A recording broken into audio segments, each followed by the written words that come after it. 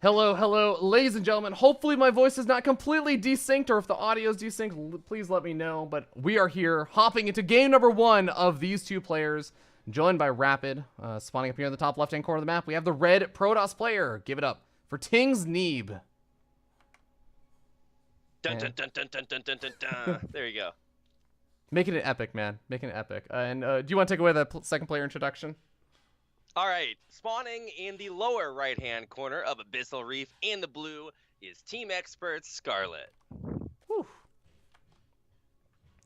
You didn't do sound effects for me, Robbie. I'm so Bah, hurt. bah, bah, bah, bah.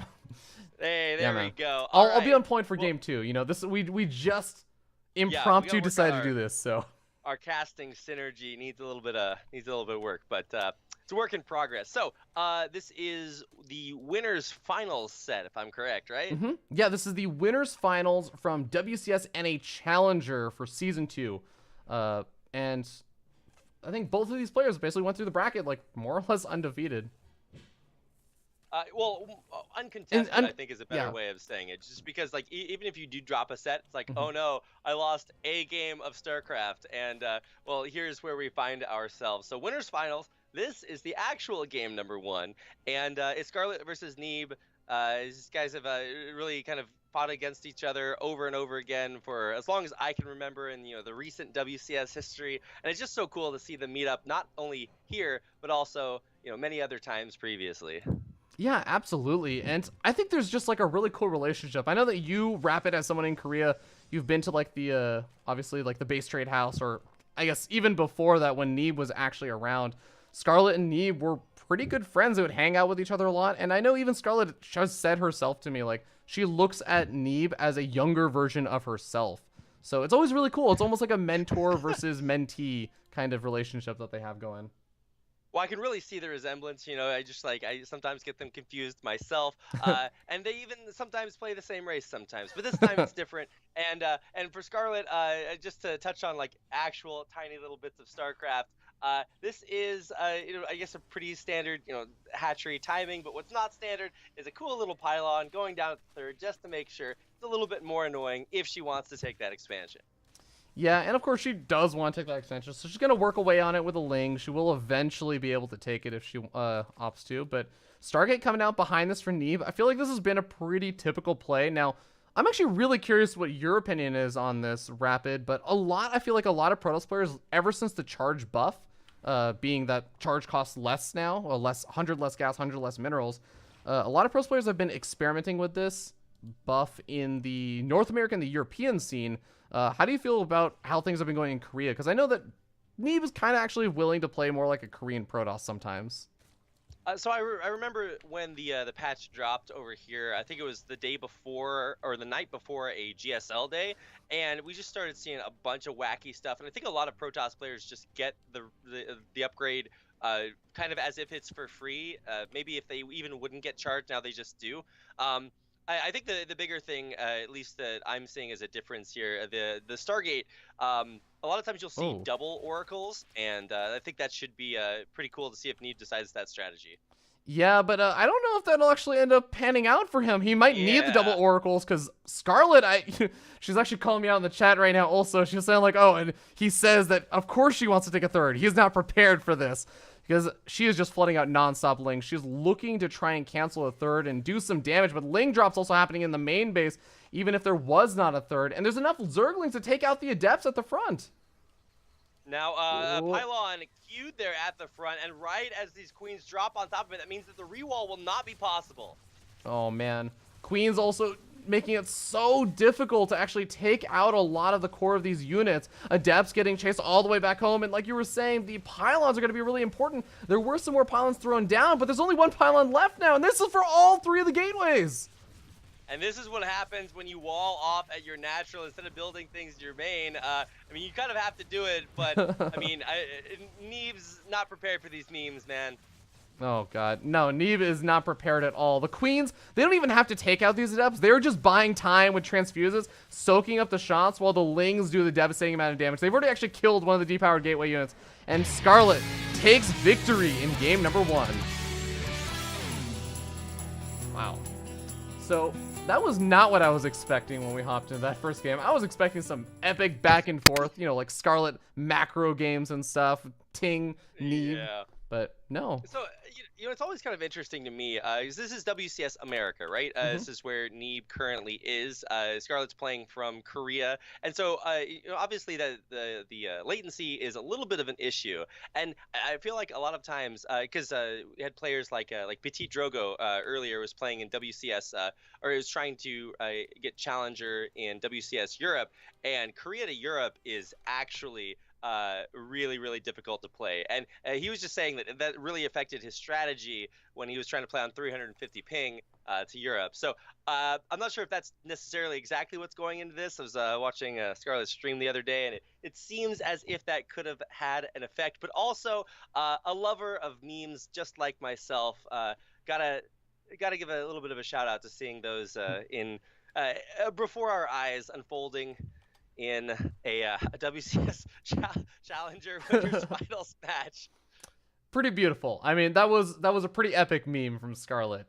Well, we'll see if she opts to do it again, because Proxima Station has a bit of a history in Protoss versus Zerg as being a map that lended itself to some pretty abusive playstyles from Protoss. I don't know if it's really so much the case anymore, but we'll find out as we hop in, introduce the players. Spawning up here in the top right-hand corner of the map, it's the red Protoss from Ting. Give it up for Neeb, currently sitting down 0-1.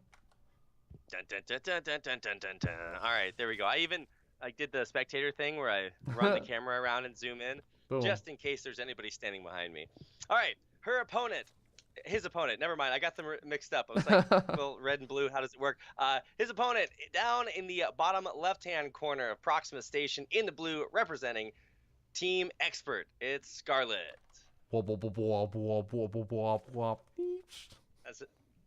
That's more of like a dream hack intro, but we'll take what we can get here. There you go, All right, man. So game number 2, Scarlett taking an expansion. I'm always surprised when I see this happen because it's on her side of the map, and I was looking forward to more proxy hatchery strategies. It does not look like that's what's coming here, so we can already start to. I've got this meme bingo board over here, so I cross off the double Ling and Queen drop into the Protoss natural. I'm like, okay, well, we got that one out of the middle. But we still have yet to cross off quite a few squares here, but something tells me Scarlett is going to help us out. Yeah, Scarlett, I think my favorite thing about watching Scarlett play is that she has almost 2 personas constantly. There's one which is, and I think it was Neeb or Peely Peely that described her about like this a long time ago. She either tries to play so perfectly that there are 0 mistakes and you just can't beat her because she plays like a perfect macro game, or she tries to play the most abusive style she can imagine and just play like this super cheesy, nonsensical way. And I feel like we're getting a lot more of the latter today. Well, this is one of those nasty side effects of living in a house with no regret, is that you wake up in the morning in a cold sweat, your hands on your keyboard, you look and you've done a 14-14 hatch build without even thinking about it, and that's when you realize you need to get out for some fresh air. I once spent like 4 days over at that house, and when I walked outside, I died to Zerglings. So, it's just kind of something that happens when you have that kind of an influence, and it looks like that is some of what we saw in game number 1. Also, she has Bly as a teammate, a guy who never builds hatcheries on his side of the map. So the influence here is you can really see that coming out in the games. Yeah, with Bly, I mean, of course, it's never an expansion. It's just a slightly less aggressive proxy hatchery at his natural expansion. I was talking with Artosis the other day, and we decided that instead of calling it cheese or a rush, what we'd call it is dedicated aggression. Is that like a play off of No Regrets designated pressure? So it's very similar. It's just basically the most PR way of expressing what is the cheesiest, most crazy rush you could possibly think of. But we like to try to keep it as even and non-biased in the commentary and describing things as wholesome as possible. Of course, you gotta give due respect and everything. But if bit by bit everyone retired, man, I feel like you'd have some choice words. Give me some of that boom boom prime action, oh, man. God. Those were the days. Those were the days. But, you know, we do have a pretty normal-looking game so far. Scarlett did take a third expansion, and Neeb is going to feel probably a little bit better knowing, yes, there was, in fact, a third. He's not going to be facing off against another giant all-in or something, or at least not immediately. And it's a Baneling that's also coming out from Scarlett. Sorry, I was going to talk, and then I immediately also sneezed at the same time. So I love how Scarlett has these tiny little lings running around the map, getting some scouting information. Neeb sent his first Oracle out, but it doesn't look like it's actually going in quite yet, because it's going to wait for a few more. Okay, here come the Oracles. They're pushed away by a Spine Crawler, but Spore Crawler, but also 5 Adepts about to hit the third. Yeah, Adepts just walking their way in, not even using the shade. You can see he's being a little bit conservative, shading backwards instead of forwards. So he really is just looking for free damage rather than, you know, kind of going gung-ho all in. But, oh, he cancels the shades. He feels confident about this fight. And their Queen DPS really isn't that high. Manages to kill a few units. And the Oracles are, unfortunately for Neeb, kind of idling. A really uncharacteristic mistake, I feel like, for someone like Neeb. Yeah, that actually did look a little bit weird. You're supposed to, you know, try to get this 2-pronged aggression, and that was just really not what we saw. We saw 1 prong go in. This is the claw machine strat from Neeb, you know, where you get the claw and you see the prize that you want, you go down with the claw, and like one of the arms of the claw closes first, and then the others close like 10 seconds later, and the thing just falls out. Well, that's kind of what just happened with the bottom of Neeb's build. It just kind of fell out from under him. Yeah, I mean, you're making it sound like something went wrong, but to me that sounds like every claw machine I've ever used, Rapid. I'm pretty sure that's par for the course. And, you know, claw machines are sort of like Pogs or Beanie Babies over here in Korea. They're actually literally everywhere. I opened my bathroom door to like wash my face in the morning. Claw machine in my what are the chances, Ravi? I don't know. What toothpaste do you want to use today, Rapid? I don't know. Probably something I went out of a claw machine, man. All right. Well, the Oracles are trying to get some more damage done. They're actually finding a surprising number of just opportunity to get some kills. But, oh, the final shot from that Queen of the in-base natural gets the kill on one of the Oracles. Still up to 13 workers. I mean, I feel like he's really been able to bounce back a lot more from not being able to utilize those Oracles in the earlier engagement. Yeah, if we had reverted this to a different mod, we could go back to 7-range queens. I think everybody would be a lot more happy. Certainly that Oracle would be happier. Oh, but yeah. Certain at mod. least for now, Neeb's still getting scouting. Does get that revelation tag on Scarlett's natural. So, I mean, nothing too crazy being revealed. Hydra Den on the way, and High Templar archives about to be completed for Neeb. Okay, and yeah, we are going to see gateways as well. Yeah, 5 gateways gonna really allow him to ramp up that aggression. But we are seeing that kind of charge upgrade we were saying before. When we were talking about this, like charge versus, and kind of like not as directly we were talking about it, but charge versus resonating glaives, and whether Protoss players are really more opting to make a lot of Adepts versus Zealots. And it seems like it's almost like a stylistic preference at this point, because I've seen more Protoss players be willing to make charge lots, but a lot of them are still just sticking around on Adepts.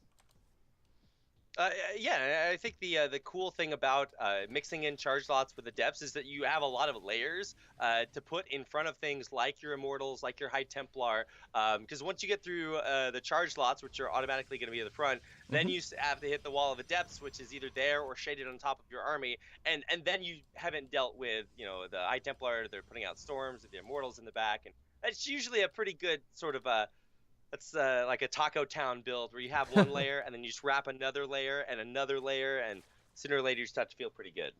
Yeah, eventually that burrito layer will break, and you know they'll have to double wrap it, and that's when you really start to get value for that money. Perfect analogy. It's like you really understand me, Fear Dragon. I mean, I'm sure that you are as much of a Chipotle fan as I am. Indeed. Okay, but the Hydras are out. Oh, I do miss Chipotle. Oh, I'm sure, man. That must be one of the worst parts about Korea. I tell you, man, I go into my kimchi jjigae restaurant, I ask for a big burrito, and they just don't know what I'm talking about. Also, maybe because I said it in English, but you know what? There's multiple problems here. Yeah, indeed. But, oh, we got a big charge law warp in from the Warp Prism over at the 4th at the same time the Scarlet was trying to move out. So the Hydras have to retreat all the way back home. The Zealots kind of getting choked up at the ramp, but charge goes off once again, and it will be cleaned up. But I think just buying the time was enough for Neeb to build up a little bit more energy on those High Templars. He gets into a potentially more advantageous position to clean up some creep, but it's all going to be about where those storms land, as well as if you can get some good force those off and prevent those Banelings from just devastating his army. Yeah, I love Scarlett's reaction there to the Zealots being warped in. Instantly, 3 spine crawlers come down as just a, no, Oh. I've had it. I don't want to deal with this. Get away from me.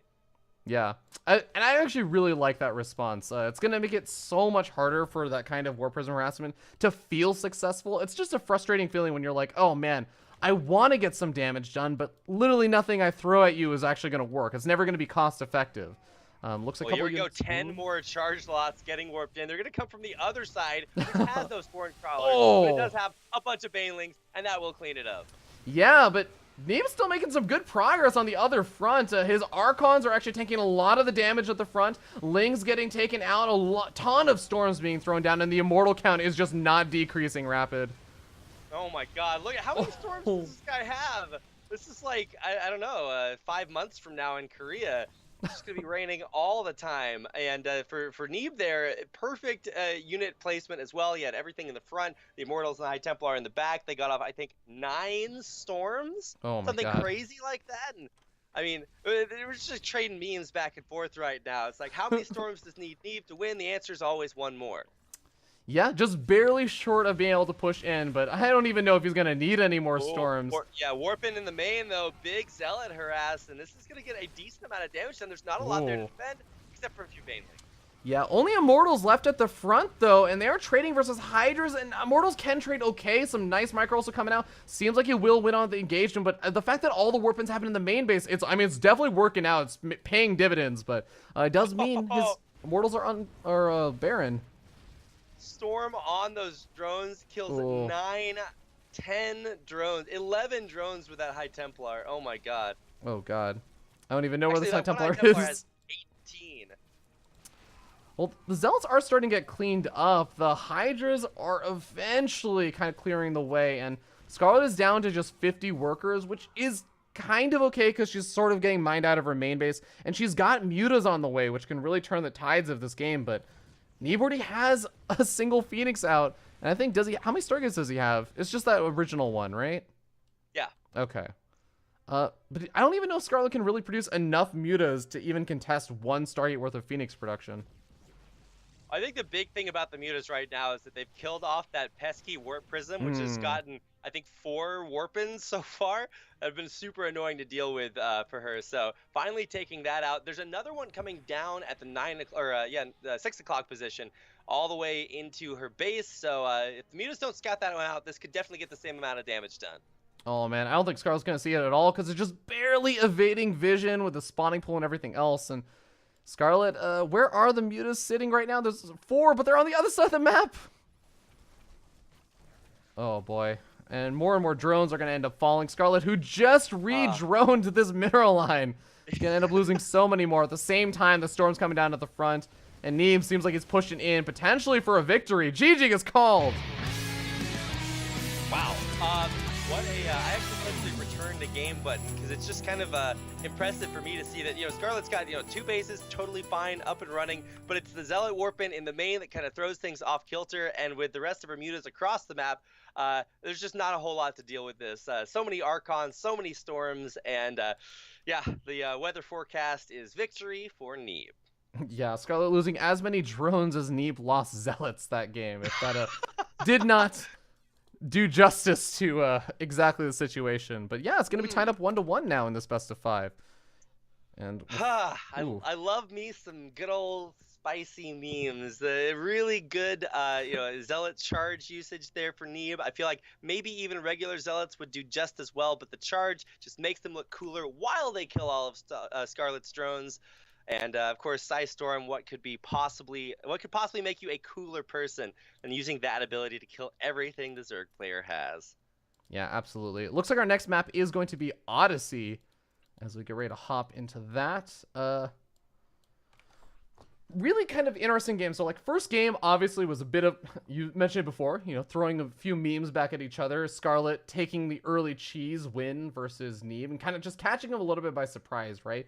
Game 2, I mean, how would you kind of like rank that in the whole how the series has been going? Scarlett sort of was able to overpower, or sorry, it looked like Scarlett was doing pretty well on like the defense and everything, but Neeb was eventually able to just straight up overpower Scarlett. It felt like with a raw number of units and just that warp prism harassment. Yeah, the War Prism harassment was really, really cool, and I kind of enjoy seeing what happens when these players play a little bit of a longer game.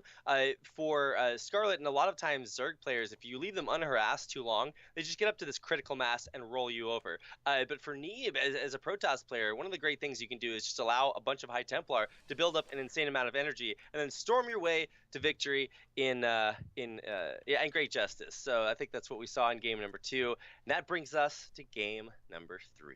All right, we're going to hop into the map intro for that and go into the game. But I want to give a huge thank you to Rotterdam for the host. Oh my God, dude. Hope you had a good stream. Always much love, dude. And yeah, we'll see you guys in a bit. For those who are wondering, we're casting the WCS and a Challenger League games. As my name is Fear Dragon. I'm joined by Rapid, who is the invisible man behind the curtain. He's actually behind my green screen right now. I mean, he is taking a flight out from Korea just to cast this series. So. Yep, they'll never find me here. You're like revolting, you're rebelling from having to cast 3 different things in the same day. I heard about that. Your SSL, ASL, GSL cast. Yeah, it's a triple crown. If I was a horse, I'd be making a lot more money, let me tell you that much. Very true. All right, we'll see you guys there.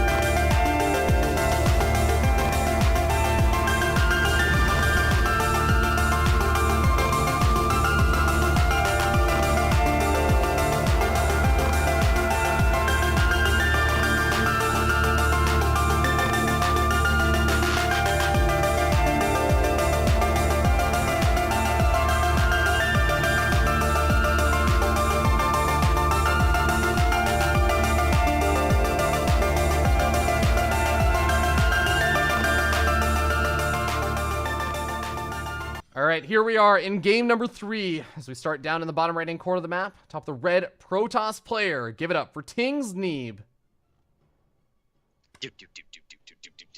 And his opponent, our blue Zerg player, spawning in the upper left-hand corner, playing for Team Expert, is Scarlett. Do do do do do do do do do. All right, I like the variety here. All right, so, yep, there's this thing called, the invisible hand. You might have learned about it in high school economy class, and that is the idea that supply and demand drive everything. Well, if your supply is just higher, then turns out you can demand a lot more, and that's what Scarlett is doing there. Kids, tell your parents StarCraft is educational, and then they'll let you watch it past your bedtimes. Okay. I don't understand what you just said. I think basically, the meme levels hit too high. She can make a bunch more money now and build more stuff. There you go. Okay, also, boom. Neeb is apparently just like completely psychic, and you know the first location he checked with his probe was that gold base. So I don't know if this is something he just does every game or he just does specifically against Scarlett, but scouting the memes out a little bit early, and that's gonna put Neeb in a pretty good spot. Yeah, absolutely. I actually just wonder if this is just something that Scarlett has done to Neeb previously. Because, again, like, they're good friends. I wouldn't be surprised if they've actually practiced some games against each other.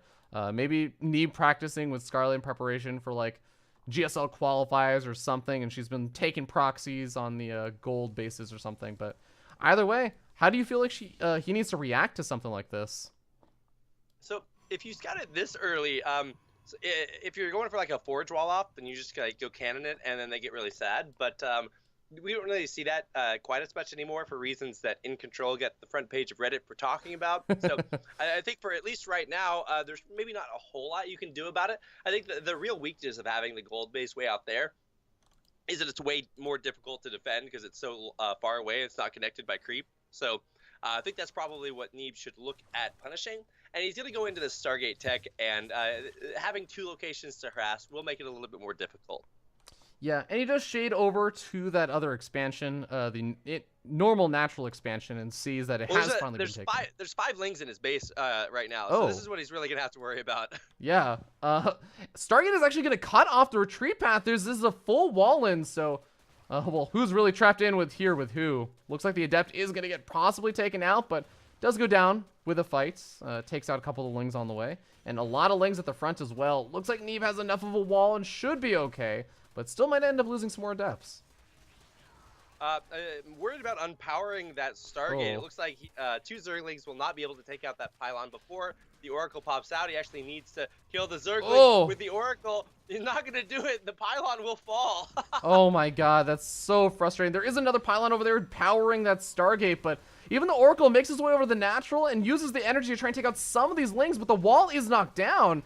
Handful of lings are going to be able to make their way in. Neeb remakes the wall, but definitely taking a lot of losses over here, even losing some of those building gateways, not even canceling them, and Scarlett is not halting the aggression.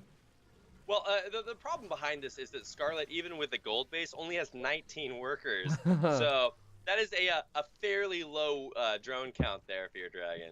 Indeed, but you know what? She's Here we actually go. not as far behind on income as I would think.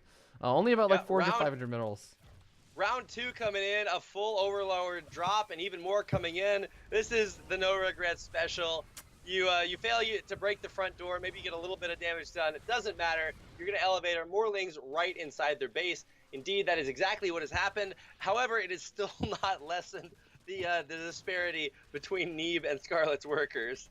Oh man, another gateway is going to get taken out. The next gateway is a little bit late, but just barely in the nick of time. It's going to probably go down pretty quickly, but Photon Overcharge knocking down some more of these lings. And Scarlett, like you were saying, is really having a hard time. A Phoenix finally comes out. No more Overlord drops in the main base. And this is exactly what we were talking about earlier, Fear Dragon. You know how you were talking about how Neeb is such a good defensive player? I feel like he wins so many games just from having opponents kill themselves on him. So doing a great job defending. He still has more workers. He's got both of his bases up and secure. So now I'm just really curious to see what Scarlett's going to go for next. Yeah, it seems like she's a little bit paranoid about those oracles maybe making their way across the map. So starting up some of those spore callers, starting to drone up and trying to transition out while using these Zerglings. This is one of the big things that she can still try and do, is deny a 3rd expansion from ever being taken for a while, because she still has a lot of lings, and right now they're kind of just a sunk cost investment. She needs a way to make use of them, and this is the best that she can really do right now. Well, Oracle's also making their way across the map. Yeah, I'm just waiting. I'm watching this gigantic ball of Zerglings. And it's just chilling. You know, Zerglings are a little bit like Mr. Meeseeks, right? They don't really want to stay alive very long. If you just have a ton of Zerglings and they're just chilling, staying alive, well, why weren't they drones, right? And the reason they weren't drones is because Scarlett's still trying to kill Neeb, and that's just not working out so well. But he is going to find a decent surround on these Adepts. Yeah, Scarlett is going to try and sacrifice their lives for the greater good and try and take out as many Adepts as possible, even using, actually, forcing the Oracles back and making them use a good bit of energy to try and take some of these lings out. So, worth it? I don't know, but it's like you were saying, at least she's getting some value from them. Okay, I mean, yes, indeed, there was some value there. Just not very much. I don't think... Yeah, so the follow-up here is going to be, surprise, more Zerglings. But this time they're going to be Banelings, as the Baneling nest is about 90% of the way completed. There are, I think, in total about 40 more Zerglings on the way. These Oracles are actually just kind of chilling, not scouting out anything, not dealing any damage. And finally, they will come over here, but pretty well defended here.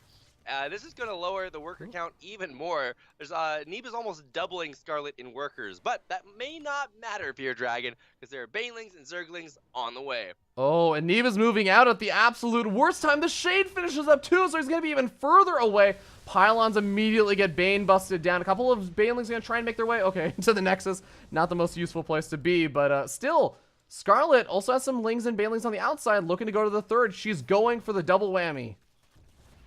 Perfect force fields there by Neeb. These Banelings do nothing except run their little Baneling selves away. Now, he's going to try to come over from the other side, and okay, well, wow, these Banelings... Okay. All right, all it takes is one missed force field, and you're going to lose a bunch of workers. Now, that is going to do a number on Scarlett's worker count. Finally, they will get cleaned up, or all the Zerglings will, but now there's only a 10-worker difference between both players. Yeah, but now Scarlett has to have an answer to all of these adepts. There are 11 banelings being made, but they need to get good connections. And remember, these banelings don't exactly have baneling speed. It's not like Lair was ever researched this game, so it may be a little bit difficult. Lair? Tell me more about this Lair concept, Spear Dragon. Well, you see, when you don't have no regret behind your shoulder telling you how to play the game, you can research this building that allows you to get higher tech buildings, but hold that thought. Baneling's actually getting really good connections, and Scarlett's gonna clean house. Okay. I don't really know what Neeb was kind of doing there. I mean, you want to get in and shade your adepts in and, kill drones and stuff. That's the idea, but not in like one giant clump against a player that has banelings right there. Okay, well, that's a good way to clear up the army. So now not only is the army supply close, the worker supply are very, very close as well. I feel like I'm just, this is my own version of the Todd, where you just look at it and you see how close everything is. Yeah, this game has just been weirdly balanced for a real, it's been imbalanced for a majority of the time, but it keeps swinging back and forth on which way it's imbalanced, and it's finally starting to kind of peter out into a normal game? Question mark? I don't know. I still don't like Scarlett's position just because I feel like she's almost on a one-base economy at this point. Her main base is getting mined out. Her gold expansion mines out faster than any other normal base, and she doesn't really have a fourth coming out soon. Yeah, so no fourth base, and I feel like this gold base will be mined out very, very quickly. So, I mean, this only lasts for so long. Already, we have reached the magical mark at which No Regret would have GG'd. It's past 10 minutes, and so, you're not really going to have too much longevity past this this time, especially since now Neeb is actually expanding towards that gold base instead of away defensively. He feels like he's in a pretty good spot. Yeah, we'll see if he can make this work. I mean, Scarlett, again, with no Lair, it's kind of hard to contest Neeb's army when he's literally getting Psystorm up. Rapid, how do you contest an army with High Templars, Immortals, and Charge Lots? Well, I guess Charge hasn't actually been researched yet, but how do you contest that kind of army with just Lings, Banelings, and Roaches? Well, I think we got a chance to see that last game. That's true. I also just tweeted at you a relevant meme that directly describes exactly what is going on here and how you contest an army of High Templar with only Zerglings and Roaches. So you can check that out, and everybody else can go look at Fear Dragon's Twitter or mine and find out exactly what it looks like when you try to contest an army of fully juiced up High Templar with Zerglings. Looking forward to watching or looking at that after this game. But, well, we got a Warp Prism warping in 5 Zealots, awkwardly. Cannot carry 5 Zealots in the main unless you take 2 trips, but looks like he's going to try and time this out potentially while he moves into the main army of the south side. At least cleaning up some creep for now. That 5th Zealot is going to get a rude awakening when they try to get inside the Warp Prism. Oh. Actually, they're not going to get in there at all. They're just going to run around. It actually looked like the Warp Prism thought it had the Zealots loaded up in it. And it's just like the Zealots ended up ditching. I was like, no, you know what? You're taking all of us. You're taking none of us. Warp Prism didn't get the memo. Yeah, that Warp Prism is headed back. These are the saddest 5 Zealots you have ever seen. Somewhere else in the cosmos, somebody needed 5 Dragoons. Well, they just got the souls for him right there.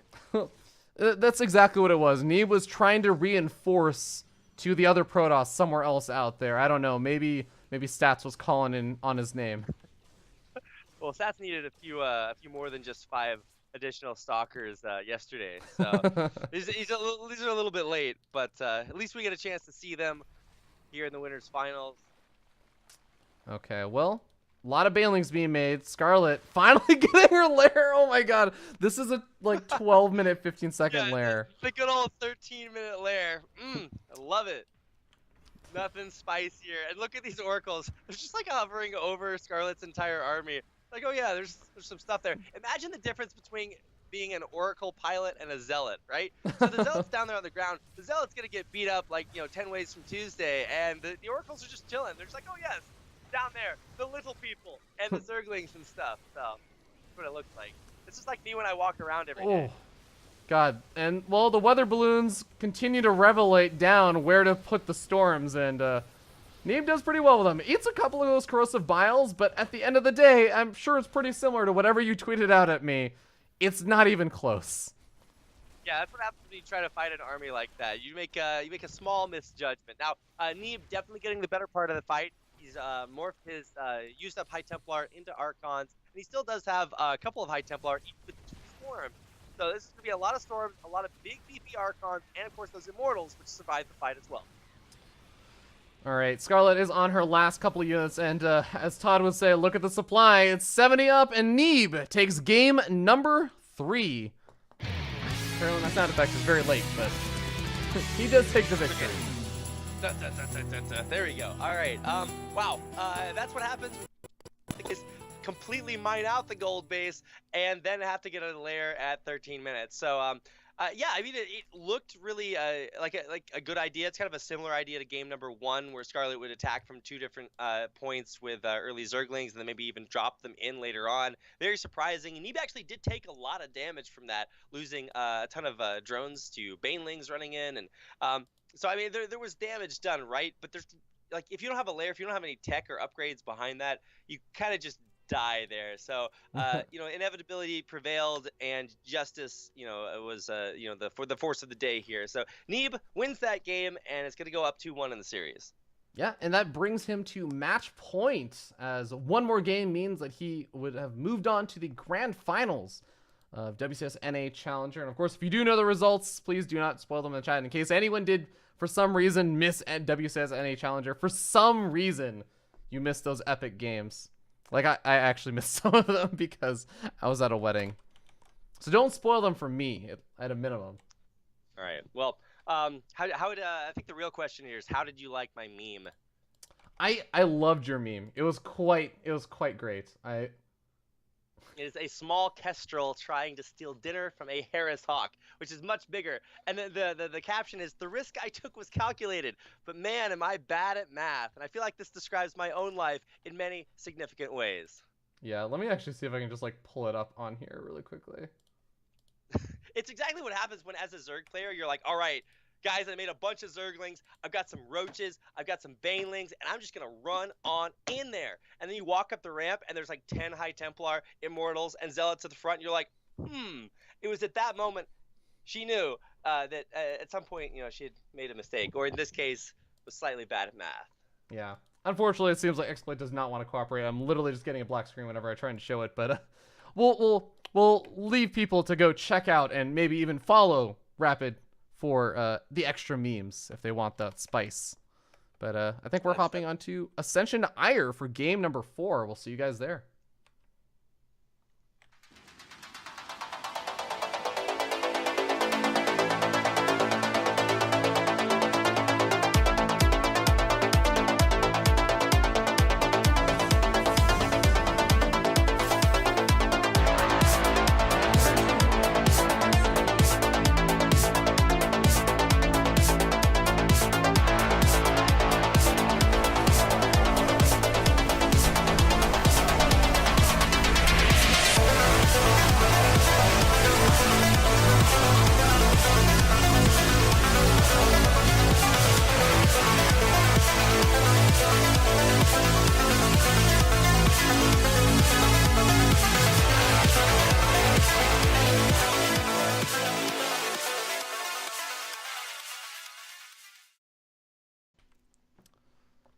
Welcome back, ladies and gentlemen. We're hopping into game number 4 at match point as we start up here on the top left-hand corner of the map, top of the red Protoss that is currently up 2-1 in this best of 5. Give it up for Neeb from Ting. Dun, dun, dun, dun.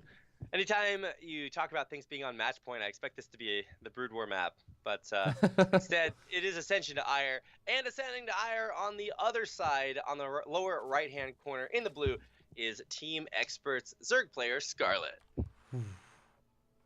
Okay, Here we go. So this is Ascension to Ire. This is a map that I only just recently became acquainted with because I had vetoed it on my ladder pool, and then they made me cast it in GSL. I'm like, okay, well, fine. I finally have to put the effort into learning this wacky map. It's pretty cool. In describing this map in the GSL, JYP had this little pen that you can draw on the map with, and it shows up on stream.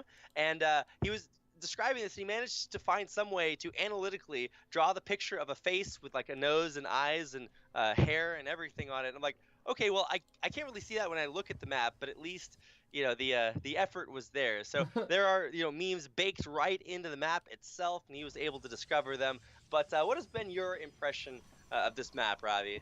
It's been a little bit weird. I haven't gotten to see as many games as I want to on this because most of the games, for some reason, I see on this map are ZVZs. Which, ZVZ maps can affect it, but in a very, very different way than like a Zerg versus Protoss design. One thing I have noticed in the few games I have gotten to see that have not just ZVZs are the third expansions. Oftentimes I feel like can be very far away. It can then feel very far away. And I feel like oftentimes I end up seeing, especially when you get up to like fourth expansions, and unlike a map like, for example, Abyssal Reef, where you're kind of covering your third, you're also covering your fourth. On Ascension to Ire, I feel like when you're covering your third, your fourth is wide open. And that can be a little bit awkward. Do you kind of feel like you agree with that sentiment? Yeah, in general, as a Zerg player, you want to take your bases more clumped together because it makes it easier to spread creep and defend them. For Scarlett, her creep spread has always just been super insanely good. I'm having difficulty making sentences because I'm just trying to figure out exactly what we're going for here. Link speed just now started, on the way, because I'm waiting to see when she wants to pull the trigger, because whenever you see Scarlett's kind of back up against the wall, it's always because there's gonna be something pretty wacky coming out, and it's always cool to sort of see that moment when she flips the switch and says, okay, here's what we're going for. And it doesn't look like there's anything like super crazy early game, so there's going to be a transition somewhere at which the excitement level rises. Yeah, it's always really difficult. What kind of cheese do you use against Neeb? He's clearly a little bit susceptible to some of the shenanigans that Scarlett can throw at him, as we saw in game number 1. But, I mean, we also talked about how Scarlett is just like...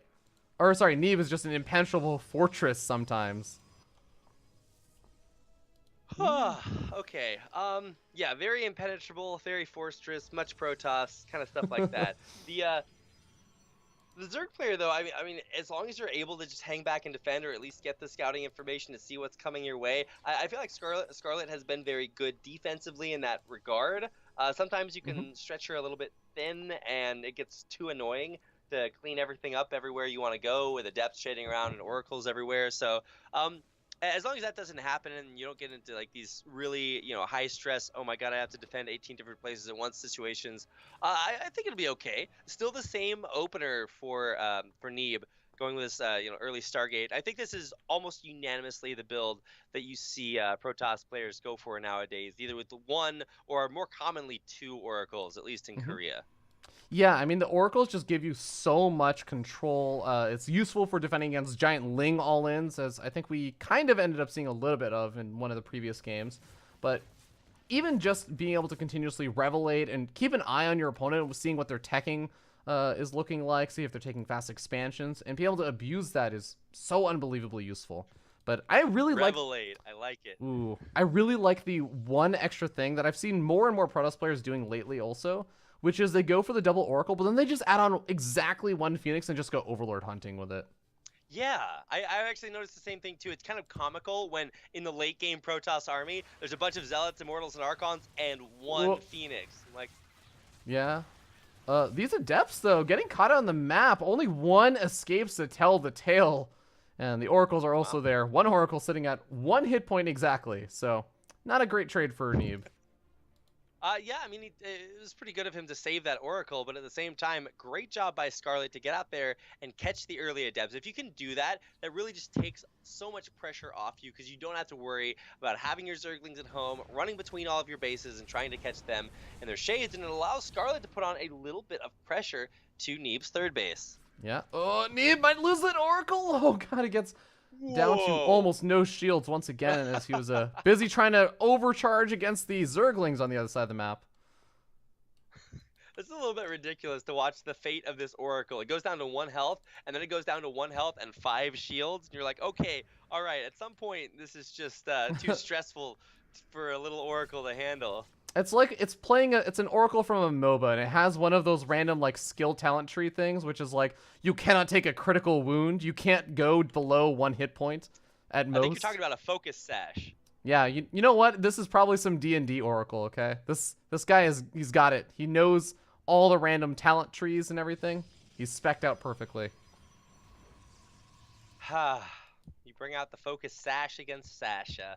Works pretty well for that Oracle, and it's going to stay alive and reveal this tiny force of Zerglings running over to check on the 4th base. It is not erected just yet, and so Scarlett has a lot of great information, knows exactly kind of what's coming her way. Hallucinated Phoenix from Neeb will see the Hydras coming over, so Neeb should be ready to go, preparing for this bust. Yeah, gotta be very, very on point with those force fields, especially against a large number of Banelings. But these Banelings are not gonna have Baneling speed, so it's a very slow waddle, lots of time to react. And Neeb, ooh, waiting for some of those stasis traps. Oh my god, stasis trapping Banelings I feel like is the most dangerous thing in the world. Nice force fields as well, zone out a bunch of the Hydras and prevent more Banelings from rolling in. All those gateways morphed up, even though they're unpowered, are gonna do a great job at delaying all those Banelings from hitting Neeb's units. Yeah, but now the Banelings are out, and GG gets called. Scarlett breaks through and takes victory in game number 4, tying up the series once again to 2-2. Man, this makes me feel a lot like I'm casting Brood War a little bit, just because you don't really see a Hydra a lot, or at least I haven't in pro level play. But for Scarlett, able to execute it just immaculately. Neeb defended that very, very well. He had a big wall of gateways warped in. He had a big, he had a lot of sentries behind that got great force fields off, and he even had the wherewithal to lay down those stasis traps that did trap a few Banelings running in. But Scarlett just had too much, and Neeb did not expect that timing, and that winds up giving game number 3 to Scarlett, or 4. Yeah, game number 4, and that means that we're hopping into our ace match. I mean, you were talking about how, what was it, match point. Whenever you hear the word match point, you think of Brood War map. Well, this is going to be our final destination as we move on to Defender's Landing. All right. Thought you would like that one. Defender's Landing. Oh boy. Should be a pretty interesting one, just because this series is... I feel like all of Scarlett's wins have come off the back of, here's an attack that you didn't quite see coming, and Neeb just doesn't quite have enough to actually defend it or deal with it. But can she pull that off again? It's not an easy thing to do. We talked about how, again, Neeb is just so hard to break when he's in a good defensive position, but it seems like he's struggling lately. And I also feel like we're seeing a couple of uncharacteristic mistakes, like, you know, idle warp prisms or like oracles that almost end up dying because he's busy elsewhere on the map, whereas normally I'd look at Neeb and I'm like, okay, this guy literally just has eyes on the entire map, okay? If we're talking about placing APM restrictions on whatever, like the Google AlphaGo or whatever, then we need to place APM restrictions on Neeb, but seems like, I don't know, not quite the form that I normally would expect from him. I mean, I never really know what to expect for Neeb. I do expect, you know, some standard of, you know, high-level play for Scarlett. I mean, who even knows? I pride myself for being up on the newest meme. I just pointed my meme beams at Tasteless earlier and like bleeped him out. It was pretty cool. But then I see Scarlett's play. I'm just like, okay, well, even I would never have expected memery of that quite that level. So I think that's what we're witnessing here, and I'm excited to see what's going to happen in our final game. Absolutely, and we're going to be starting down here in the bottom left-hand corner of the map, top of the red Protoss player. Give it up for Ting's Neeb, who I'm sure wants to close this series out and be done with this game. The crowd goes wild. Oh my god, it's so cool. It's Neeb. I remember the first time I saw Neeb, he was on a train with another friend of ours out here, and I walked in and I knew my friend, but I actually didn't know Neeb at that time. And so I was just like, hey, how's it going? And he was like, hey, I'm Alex. I'm like, oh, hi, Alex. And then like I think I don't know, somebody called him Neeb later on. I was like, wait a second. How could so much pain, destruction, and Psystorm energy fit into one human body? But that's the answer. So, yeah, his opponent is Scarlett. She's the blue Zerg player. Yay, da da da da. Okay, I just fast forwarded. Yeah, well played. Woo! But there we go. Yeah, I'm a huge fan of. Oh my god. Okay, wait. Is Scarlett taking the third immediately without even like the pro blocking anything, just because the pylon blocks in the previous games. Neeb did pylon block it, and then he Oh, canceled okay. the pylon. Yeah. I was too focused on the memes, and I missed the pylon I mean, block. to be fair, if you're only focused on memes today, you're probably this is the day for you. Yeah, blessed to have the meme lord with me. Okay. Perfect timing. Okay. Sorry, I was briefly distracted by Scarlett's NASL memes, but it's gonna be a cool wall off for Neeb. Gonna be going into probably a Stargate again. I would expect. Warp gate on the way is natural, is just about ready to complete. But Scarlett does have her third base about halfway up and ready. Natural at the third is completed and drones being transferred. Yeah, so I know you were asking me about Ascension to Ire, but Defender's Landing is one of the kind of weirder maps to me, where you do have, especially as a Protoss player, those two different entrances, and it's not even like Abyssal Reef where you can kind of wall them off at the same time, gradually, slowly but surely. You just have two totally separate entrances. You have a cooling tower that you can technically knock down. How do you feel about this map, and I guess Protoss players defending against memory of Scarlett's level? Well, spoiler alert, I also have Defender's Landing vetoed on my map pool, but at least when I've gotten a chance to see pro players playing on it when they ladder, whenever you have a map that's kind of horizontal like this, where you want to expand horizontally, it's kind of interesting to see the way that shapes it, because if you look at the rush distance through the middle of the map, it actually changes a lot as you expand horizontally, because you're expanding in a way that allows your opponent to get to your base by running through a more direct path. So it's kind of weird, because you feel like the distance gets shorter and shorter. And for Scarlett here, as there are now roaches on the way, lots of roaches on the way, this might be a little bit more exciting thing to talk about than the structure of the map. That is very true, but these roaches are going to have a slightly longer path. They do not go down the completely walled off side. Scarlett does have an overlord over there to scout out the wall. She also knows that a lot of adepts are being made, so she knows that she's got to make some damage happen very soon. And Resonating Glaive is going to be very close to finishing. When Scarlett can hit before that, these roaches are going to be even more effective. Okay, all right. Here we go. There's no Mothership Core.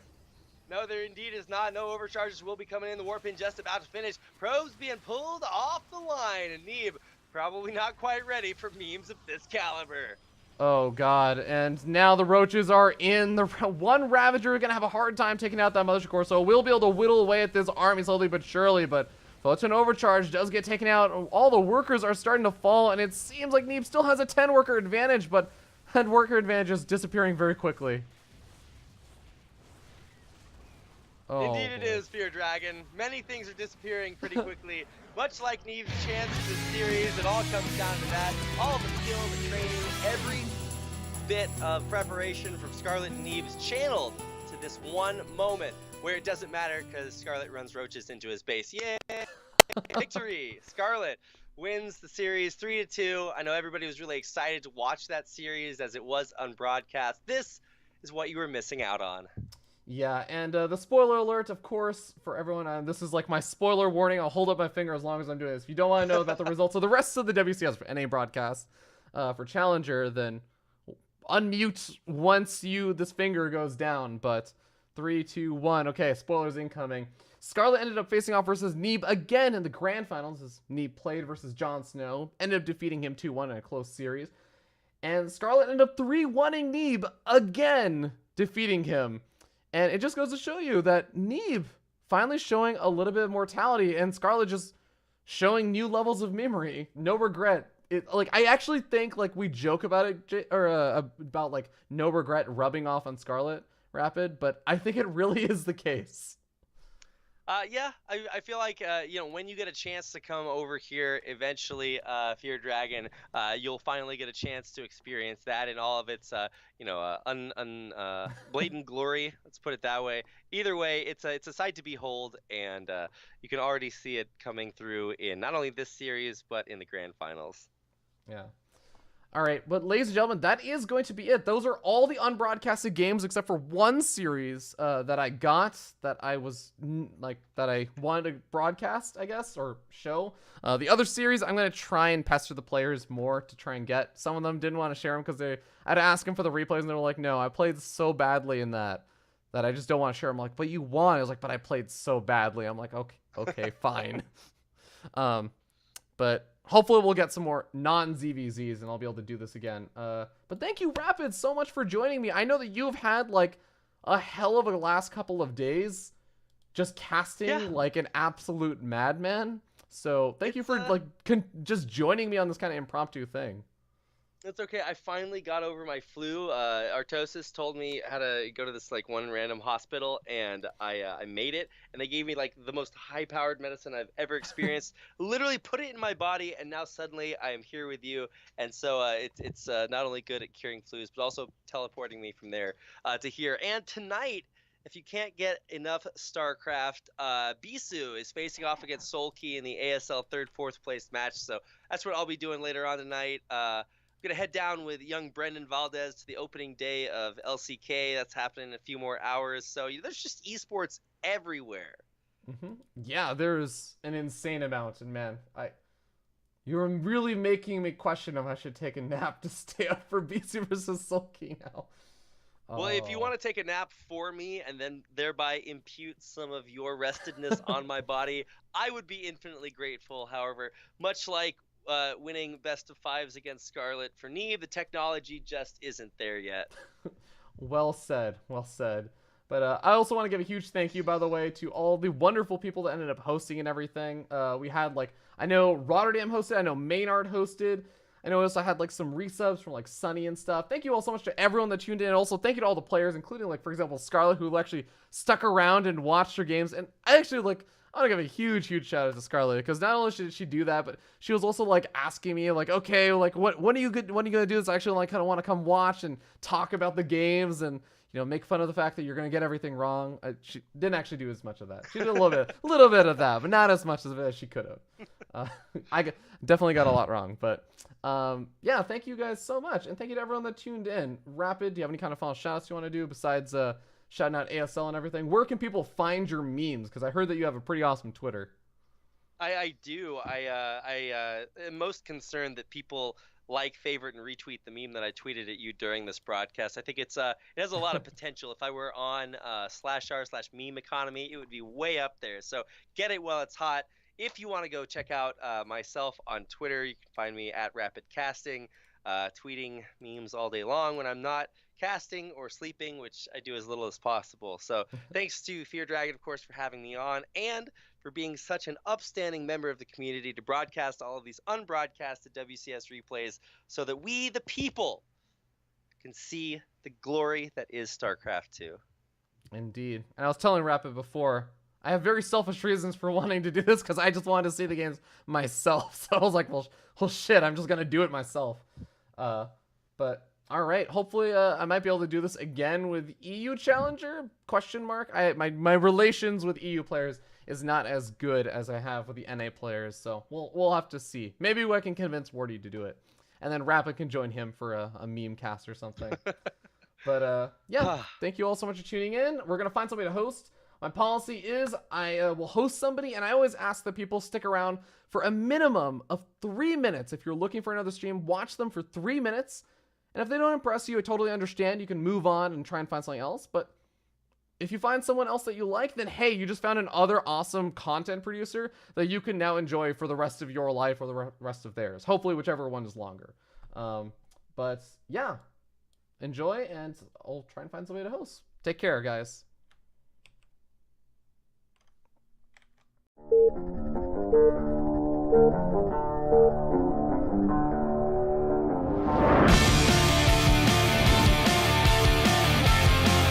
So many banelings, tasteless, crouching on egg. Is this working? Wardy, is this working?